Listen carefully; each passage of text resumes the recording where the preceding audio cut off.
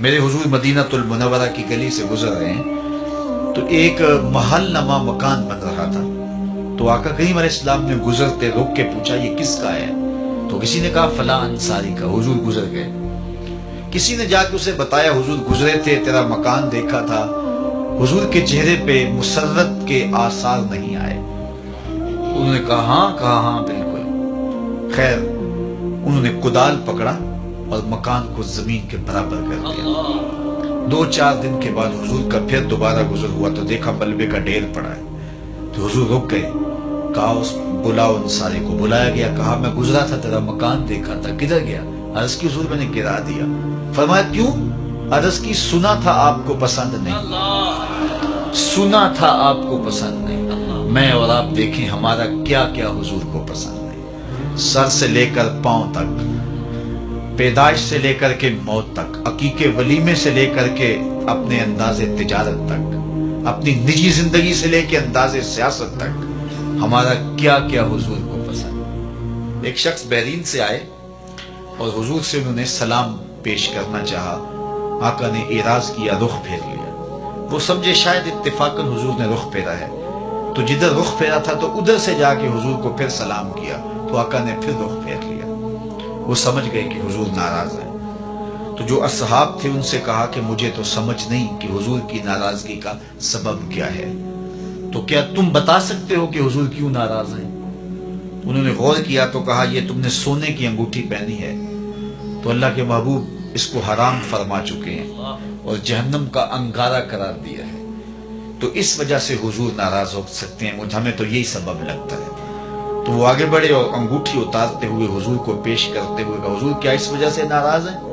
تو آقا کریم نے اس کو پکڑا اور یوں پھینک دیا. ناراضگی کی وجہ ختم ہو گئی. اللہ اکبر. کئی لوگ وہ سونے کی چین ڈال لیتے ہیں اور مختلف انگوٹھیاں ڈال لیتے ہیں، بلکہ میں نے ایک شخص کو دیکھا کہ اس نے جو ہے وہ ایک کڑا ڈالا ہے. تو میں نے کہا کہ یہ کیوں ڈالا ہے؟ تو وہ کہنے لگا یہ مدینہ شریف سے آیا ہے. میں نے کہا مدینے والے نے تو منع کیا ہے، انہوں نے تو روکا ہے. تو حضور نے اس کو پھینک دیا. ناراضگی ختم ہو گئی. وہ بیٹھ گیا. مجلس جاری رہی، گفتگو چلتی رہی. جب مجلس اختتام کو پہنچی لوگ گھروں کو پلٹنے لگے تو وہ بھی پلٹا نا. تو کسی نے اشارہ دیا وہ انگوٹھی تو اٹھا لو. چلو تم نہیں پہن سکتے، تمہاری بیوی تو پہن سکتی ہے، قیمتی سونا ہے.